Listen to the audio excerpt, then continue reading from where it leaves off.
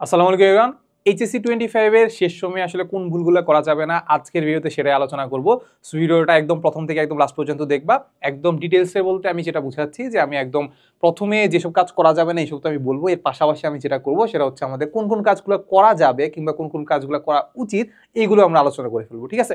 So ভিডিওটা আর বড় না করে আমরা শুরু করে দেই। সবার আগে আমি যেটা বলবো সেটা হচ্ছে আমাদের সব পড়তে যাওয়া। এটা আসলে আমাদের বলা যায় যে একদম ফার্স্ট ভুলটা, ঠিক আছে? আচ্ছা, এখন ব্যাপারটা হচ্ছে কি, সব পড়তে যাওয়ার জন্য আসলে আমাদের সব তো পড়তে বলি আমি নর্মালি আসলে সাজেশন আমি খুব একটা প্রেফার করি না।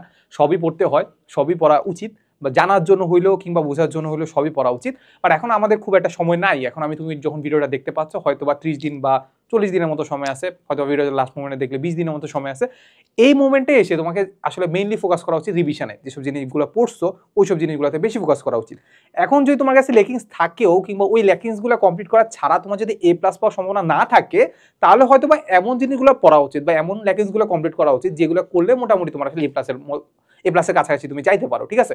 কতটুকু পড়বা, কেন পড়বা, কোন একটা টপিক পড়ো নাই, ওই টপিকটা কঠিন, ওই টপিকটা সহজ, এই টপিকগুলো কিভাবে বুঝবা, কিংবা হচ্ছে ওই টপিক থেকে আদৌ পড়া উচিত কিনা, ওইটা কতটা ইম্পর্টেন্ট বুঝবা কিভাবে? অবশ্যই টেস্ট পেপার থেকে, বিগত বছরের কোশ্চেনগুলো অ্যানালাইসিস থেকে, যেটা আমরা মোটামুটি এইচএসসি সাজেশন বুকে করে রাখি, ঠিক আছে? এটা তুমি চাইলে কিনতে পারো কিংবা হচ্ছে নিজে টেস্ট পেপার অ্যানালাইসিস করে দেখতে পারো কোন কোন টপিক কোন কোন চ্যাপ্টার আসলে বেশি ইম্পর্টেন্ট। ওইখান থেকে তুমি জাস্ট কি করবা, ওখান থেকে কি করবা বলতো, আমাদের ইম্পর্টেন্ট টপিকগুলো পড়বা। কোন টপিক? Important topic. যেসব টপিক আসলে আমাদের খুব একটা লাগবে না, ওইসব টপিকে খুব একটা টাইম দিলেই ওইটাই তোমার জন্য আসলে আমাদের ক্ষতির কারণ হয়ে যাবে, ঠিক আছে? তো ভুলের ক্ষেত্রে সবার প্রথম ভুল, সবকিছু পড়তে যাইতে গেলে মারা খাবা। সত্য কথা, মারা খাবা। আমি যদিও ওয়ার্ডটা খারাপভাবে ইউজ করতেছি, বাট সত্য কথা এটাই, ঠিক আছে? আচ্ছা, এখন যেটা হচ্ছে আমাদের সবকিছু পড়ার ক্ষেত্রে আমি তোমাকে সাজেস্ট করতে পারি যে আমাদের কোনো একটা সিলেবাসের ক্ষেত্রে তুমি যদি মোটামুটি সবকিছু পড়ে ফেলো তাহলে তো তুমি রিভিশন দিতে খুব একটা সমস্যা নেই, সবকিছু পড়তে তো সমস্যা নাই। বাট এইচএসসি সিলেবাস 100% শেষ করে যাওয়ার মতো স্টুডেন্ট আসলে খুব কমই আছে, ঠিক আছে? আমার কাছে পার্সোনালি মনে হয় তুমি যদি 85 থেকে 90% যদি কমপ্লিট করে যাও, একদম ভালো করে কমপ্লিট করে যাও, তাহলে আলটিমেটলি বলা যায় যে তুমি A+ পেয়ে যাবে। A+ কি এখন আমরা যেটাকে গোল্ডেন বলি, গোল্ডেন A+ও পেয়ে যাবা, ঠিক আছে? এর পাশাপাশি মোটামুটি বলা যায় যে তুমি অনেক একটা হার্ড একটা টপিক, অনেক কঠিন একটা টপিক, বাট ওখান থেকে ম্যাথ আসেই না। যেমন আমি ভেক্টরের ক্ষেত্রে ক্যালকুলাসের কথা বলতে পারি, খুব একটা আসে না। ক্যালকুলাস থেকে এক টাইপের ম্যাথই আসে, খুব বেশি কিন্তু একদম ডিটেলস পড়তে হয় না। কিংবা ক্যালকুলাস থেকে ইন্টিগ্রেশনের কথা যদি বলি, ইন্টিগ্রেশন থেকে আসেই না। কঠিন টপিক দেখে তোমার কাছে একটু ইম্পর্টেন্ট মনে হইছে দেখে তুমি অনেক বেশি টাইম দিবা, এটা কারণে কিন্তু তোমার আসলে অনেকগুলো টাইম নষ্ট হয়ে যাবে, কারণ এখন টাইম কিন্তু খুব একটা বেশি নাই। তো যেটা করতে হবে, যেসব জিনিস ইম্পর্টেন্ট ওইটাতে বেশি ফোকাস করতে হবে, প্লাস তুমি যেসব জিনিস পড়ে আসছো ওইগুলো জিনিসটা বেশি ফোকাস করতে হবে, ওইসব জিনিসের মধ্যে ল্যাকিজ খুঁজতে হবে, ওইসব জিনিসের মধ্যে অ্যাকুরেসি অর্জন করতে হবে, টাইম ম্যানেজমেন্টের ব্যাপারটা নিয়ে আসতে হবে, বেশি বেশি করে এক্সাম দিতে হবে, ঠিক আছে? আচ্ছা, এরপরে আমাদেরকে যেটা ভুল করি সেটা হচ্ছে আমাদের নো ফিক্সড রুটিন। আমাদের এখন যদি কারো যদি এমন থাকে যে ভাই আমি তো মোটামুটি ভালো করে পড়াশোনা করে আসছি, তাহলে এখন তো জাস্ট রিভিশন করতে পারলেই হলো, এক একদিন এক এক বই বললাম, এক একদিন এক এক চ্যাপ্টার করলাম, সমস্যাটা তো নাই, আমার তো রিভিশন হচ্ছেই। আমি তোমাকে যেটা বলবো, এটা কারণে তোমার একটা অনেক বড় একটা প্রবলেম হয়ে যাবে। বড় একটা প্রবলেম কি, তোমার মনে হবে যে না তুমি অনেক বেশি পড়তেছো, কিন্তু আরেকটা ছেলে কি করতেছে, তোমার থেকে দ্বিগুণ তিনগুণ পড়তেছে। তুমি একবার রিভিশন দিচ্ছ, সে দুইবার রিভিশন দিচ্ছে। কেমন দিচ্ছে? সে একটা সুন্দর করে একটা রুটিন তৈরি করছে, সে নিজের জন্য একটা রুটিন তৈরি করছে। সে আজকের দিনে কি পড়বে, কালকের দিনে কি পড়বে, আজকের দিনে 12টা থেকে 1টা কি পড়বে সেটা ডিসাইড করে ফেলছে। ওই ডেডলাইনটা সে কমপ্লিট করতে না পারলেও সে কি করতেছে, মোটামুটি ডেডলাইনের কাছে যাইতে পারতেছে। যতটুকু পড়ার কথা ছিল অতটুকুর কাছে না যাইতে পারলেও কাছাকাছি যাইতে পারতেছে, ঠিক আছে? তো এইভাবে করতে করতে দেখা গেছে সে এমনভাবে রুটিন তৈরি করছে, ধরো হচ্ছে আমি রুটিন তৈরি করলাম না, আমার মাথা কিন্তু খুব একটা বেশি থাকবে না, আমাদের ডিস্ট্রাকশন এত বেশি থাকে, আমাদের ফেসবুক এত বেশি থাকে, ফেসবুকে অ্যালগোরিদম এত বেশি থাকে যে আমি ওই যে রিলস দেখতে থাকবো, মনে হবে যে আমি অনেক বেশি পড়তেছি, 2 দিনে তো একবার রিভিশন দিয়ে ফেললাম। আরেকটা ছেলে দেখতেছে, সে তুমি 2 দিনে রিভিশন দিচ্ছ, সে 1 দিনে রিভিশন দিবে, 2 দিনে 2বার রিভিশন দিবে, ঠিক আছে? তো এই জন্য যেটা বলবো সেটা হচ্ছে আমাদের একটা ফিক্সড রুটিন তৈরি করে ফেলা। ফিক্সড রুটিনের বলতে একটা বড় একটা রুটিন তৈরি করবা, যেখানে আসলে আমাদের 30 দিনের, ধরো আসলে 30 দিন, তো তাহলে আমাদের সাপোজ 30 দিন বা 40 দিন, 10 দিনে কি কি চ্যাপ্টারগুলো পড়বা। প্রথমে হয়তো বা আননোন টপিকগুলো পড়তে পারো, এরপরে হচ্ছে যেসব নোন যেগুলো আছে, নোন টপিক বা চ্যাপ্টার যেগুলো আছে ওটা 10 দিনে পড়লা, বাকি 10 দিনে বাকিগুলো রিভিশন দিলা। এটা একটা রুটিন হতে পারে। এরপরে আরেকটা রুটিন যেটাকে আমি বলি মাইক্রো রুটিন। মাইক্রো রুটিন বলতে বুঝাচ্ছি, সাপোজ তুমি আজকের কত তারিখ, ধরো হচ্ছে 20 তারিখ, সাপোজ হচ্ছে এই 20 তারিখ, ঠিক আছে? ওকে, সো মেয়ের 20 তারিখ। সো এই মেয়ের 20 তারিখে সাপোজ হচ্ছে তুমি 9টা থেকে ঘুম থেকে উঠলা, ধরো 8টা বাজে, তাহলে 9টা থেকে তুমি 10টা পড়লা হচ্ছে ফিজিক্সের ফার্স্ট পেপার, ফার্স্ট পেপারের ফার্স্ট চ্যাপ্টারটা, ঠিক আছে? ওকে, এরপরে তুমি একটু ব্রেক নিলা 10টা থেকে 10টা 15 থেকে, তার মানে 10টা 15 থেকে তুমি করলা কি 12:30 পর্যন্ত কেমিস্ট্রির আরেকটা চ্যাপ্টার পড়লা, কেমিস্ট্রি সাপোজ সেকেন্ড চ্যাপ্টারটা পড়লা, ঠিক আছে? তুমি এইভাবে করতে পারো। তাহলে এটা করতে পারো যে ভাই 9টা থেকে 12:30 পর্যন্ত আমি ফিজিক্সের 1 পড়বো, ফাই 1, আর হচ্ছে কেমিস্ট্রি 2 পড়বো, এটাও তুমি করতে পারো।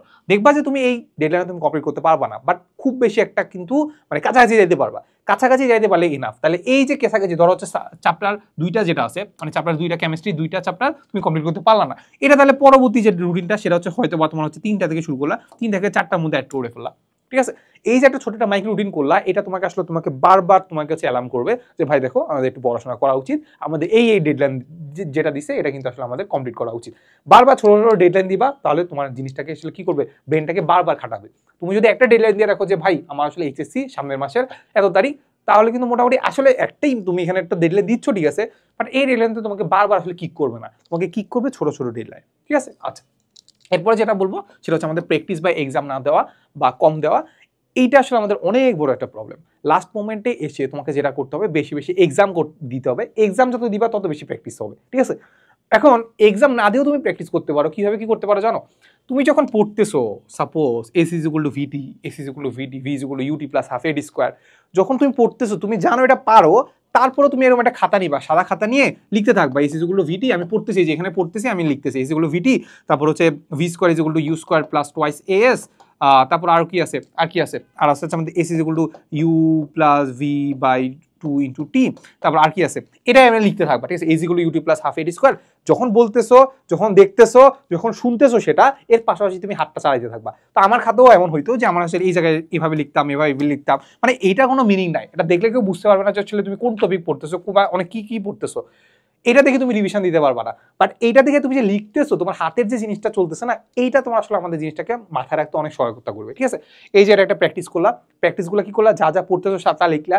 কেমিস্ট্রি ক্ষেত্রে তোমার থিওরি বা হচ্ছে সংজ্ঞা, তারপর হচ্ছে আর কি আছে, সংজ্ঞার পাশাপাশি আমাদের হচ্ছে সংকেত আছে, ওইগুলো এভাবে লিখতে থাকলা, ঠিক আছে? হাবি জাবি লিখতে থাকলা, সমস্যা নাই, ঠিক আছে? এর পাশাপাশি তুমি এক্সাম দিবা, এক্সাম দেওয়ার মাধ্যমে কি হচ্ছে, তুমি 10-এ ধরো 20-এ তুমি 5 পাইছো, 20-এ 5 পাওয়ার কারণে এই সেম পরীক্ষাটা আবার দিবা, যে আমি এই এমসিকিউতে ভুল করছি আবার দিব, আমি দেখা যাবে 10 পাবা, আবার দিবা 20 পাবা, ঠিক আছে? আস্তে আস্তে এমন একটা টাইম আসবে যখন তুমি 20-এ 20 পাবা, ঠিক আছে? সেম টপিকগুলো বারবার দেখবা। একটা পরীক্ষা দিছো, পরীক্ষা দিয়ে আসলে তোমার খারাপ হোক ভালো হোক, ভালো হইলে ভুল গেছে 3টা, সাপোজ হচ্ছে 20টাতে ভুল গেছে 3টা, পরবর্তী এক্সাম বসার আগে আগের যেটা রেজাল্ট দিছে না 20-এ তুমি 17 পাইছো, ওই 3টা একটু দেখে নিবে যে কোন 3টা ভুল গেছে। এখন শুধু 3টাই দেখবা না, ওই 17টাও দেখবা যেগুলো তোমার ঠিক গেছে। এখন কেন ওই 17টা দেখবা? মাঝে মাঝে এমন হয় না যে আমরা আসলে হুট করে মনে হয় যে আসলে এটা বুঝতে পারতেছি না হবে কি হবে না, বাট আমরা আন্দাজি এমনভাবে দাগাই দিছি হয়ে গেছে। এখন ওইটা যদি না দেখো তাহলে তো সমস্যা, এই কনফিউশন তোমার আসলে মেইন পরীক্ষাও থাকবে। তো যেটা করবা সেটা হচ্ছে আমাদের এই 17টা দেখবা প্লাস হচ্ছে 3টা দেখবা, মানে 20টা আবার দেখবা। তো প্রত্যেকবার যখন একটা পরীক্ষা দিতে যাবা, আগের পরীক্ষা যতগুলো ভুল আছে বা সঠিক আছে সবগুলো আবার রিভিশন দিয়ে যাবা, ঠিক আছে? তো এক্সাম দিতে যাবা, তোমার টাইম ম্যানেজমেন্ট ঠিক থাকবে, তোমার অ্যাকুরেসি বাড়বে, দিতে থাকবা, প্র্যাকটিস হতে পারবে, ঠিক আছে? আচ্ছা, এরপর আমরা যেটা বলবো সেটা হচ্ছে আমাদের social media addiction. Social media এডিকশনটা আসলে আমাদের এড়াই যাওয়ার খুব একটা সুযোগ নাই, সবারই সোশ্যাল মিডিয়া এডিকশন আছে, আমার নিজেরও এডিকশন আছে। বাট যেটা মাথায় রাখতে হবে যে লাস্ট মোমেন্টে তুমি হয়তো আমার ভিডিওটা ফেসবুকে দেখতেছো, তাহলে এই মুহূর্তে তুমি ফেসবুক আইডিটা একটু মানে ভিডিওটা দেখার পরে কিংবা তোমার প্রয়োজনীয় যে কাজটা ছিল ওইটা করার পরে ডিএক্টিভেট করে দাও। এখন ব্যাপারটা হচ্ছে আমাদের ফেসবুক অ্যালগোরিদমটা এমনভাবে কাজ করে, যেমন আমি যদি ইসলামের কথা বলি, মানে ইসলামে আমাদেরকে বলে দেওয়া আছে যে মদ গাঁজা বা হচ্ছে যে মাদক দ্রব্য আছে ওগুলো থেকে দূরে থাকতে। এমন বলে নাই যে আসলে ওইগুলার কাছাকাছি যাইতে, কিন্তু এটা খাইতে না, এমন কিন্তু বলে নাই। দূরে থাকতে কেন বলা হয়েছে? এটা বলার একটাই রিজন যে আল্লাহ তাআলা জানে যে তুমি যদি এর কাছাকাছি যাও, তুমি যাই হোক না কেন তুমি খেয়ে ফেলবা, ঠিক আছে? এটা এমনভাবে ইনফ্লুয়েন্স করে তোমাকে খেয়ে ফেলবে। সেম জিনিস তুমি যদি এমন মনে করো যে ভাই আমি মোবাইলটা রাখতেছি কিংবা ফেসবুক আইডিটা আমি অ্যাক্টিভেট রাখবো, কিন্তু আমি ফেসবুক আইডি চালাবো না, তাহলে এমন হবেই না। মানে মানুষের নেচার এমনভাবেই কাজ করে, তুমি এর দিকে মানে অ্যাট্রাক্টেড হবাই বা এডিক্টেড হবাই।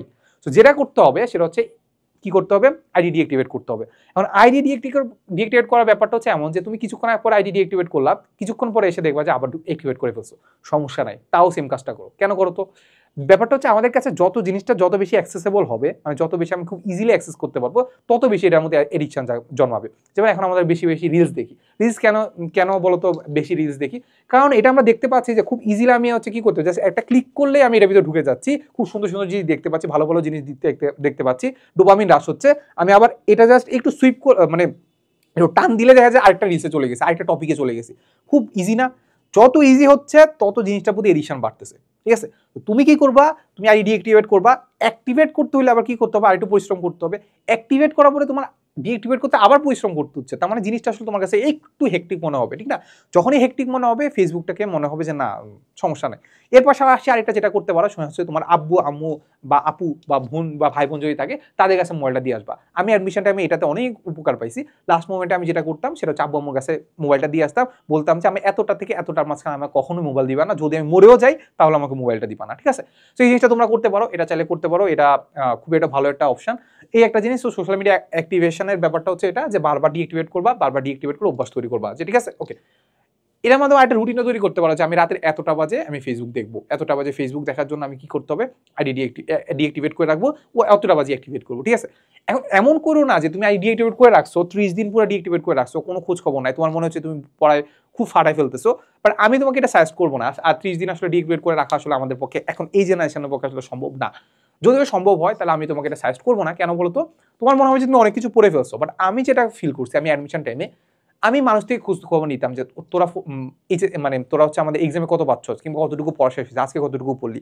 এটার মাধ্যমে কি হয়, একটা কম্পিটিশনের জিনিসপাতি হয়, বা কম্পিটিশনের পাশাপাশি তোমার মনে হয় যে না তুমি আসলে মানে সঠিক ট্র্যাকে আসো কিনা, তুমি কি সবার থেকে পিছিয়ে আসো না আগে আসো, এই ব্যাপারটা তুমি বুঝতে পারবা, ঠিক আছে? সবার থেকে খোঁজ খবর নিবা যে তারা কিভাবে পড়তেছে বা কয়টা চ্যাপ্টার শেষ করছে। তো ওইটার মাধ্যমে তোমার একটা স্পৃহা জন্মাবে যে না আমার আরো বেশি পড়তে হবে, ওর থেকে আরো বেশি বেশি পড়তে হবে, ঠিক আছে? আমি আসলে পিছিয়ে আছি, আমার একবার রিভিশন দিলে হবে না, আমার 10 বার রিভিশন দিতে হবে, ঠিক আছে? এই জিনিসটা করতে পারো। এর পাশাপাশি লাস্টে আমি যেটা বলবো সেটা হচ্ছে আমাদের ডিমোটিভেট থাকা। এখন দেখো ডিমোটিভেশনের ব্যাপারটা বা মোটিভেশন বা ডিমোটিভেটেড হওয়ার এটা আসলে তোমার উপর নাই, তোমার উপর নাই, তোমার উপর আগে ছিল। মানে আগে তুমি আসলে ফার্স্ট ইয়ার সেকেন্ড ইয়ারে কিভাবে পড়াশোনা করতেছো ওইটার উপর আসলে আমাদের এই মোমেন্টের আসলে মোটিভেশন বা ডিমোটিভেশনটা কাজ করতেছে, তাই তো?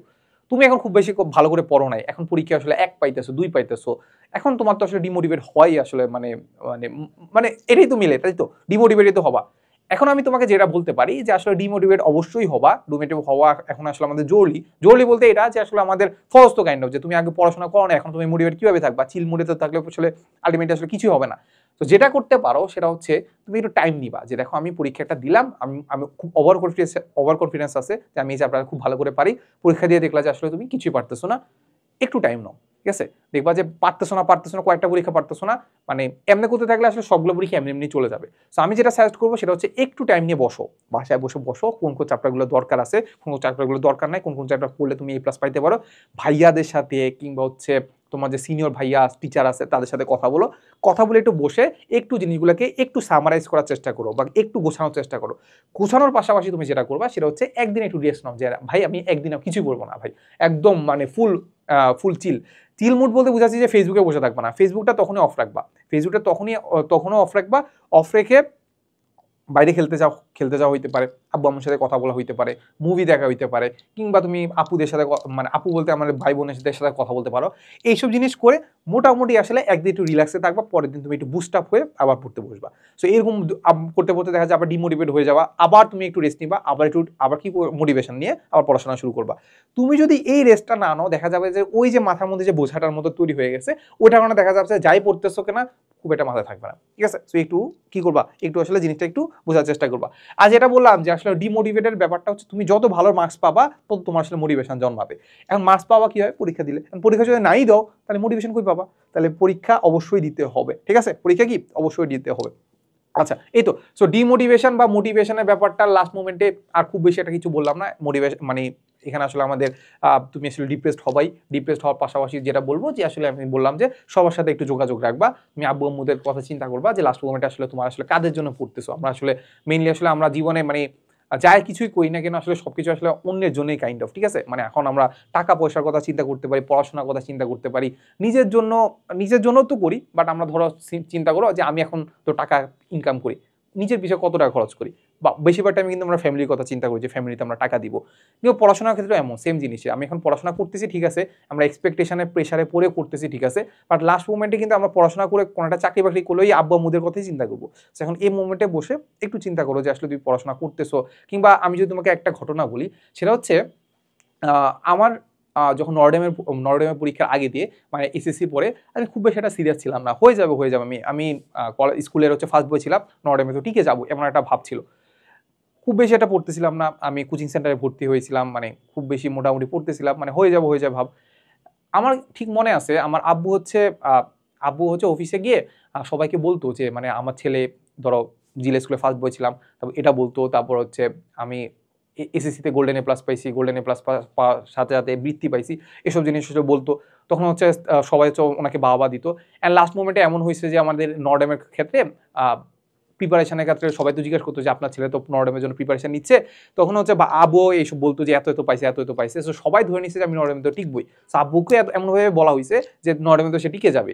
সো আব্বুও মাঝখানে প্রেশার পড়ে গেছে যে না, সবাই যেহেতু বলতেছে নর্ডেমে টিকে যাবে, আমারও বিশ্বাস আছে নর্ডেমে টিকে যাবে, যদি না হয় তাহলে কি হবে। সো এই জিনিসটা আমার সাথে কথা বলতেছিল যে মানে প্রিপারেশন একটু ভালো করে নে, না না যদি প্রিপারেশন মানে কিছু যদি ভুল কর্মে যদি নর্ডেমে না টিকো, তাহলে কিন্তু আসলে আমি সবার সামনে সবাই কি বলবো কিংবা সবার সামনে কিভাবে মুখ দেখাবো আর কি, ঠিক আছে।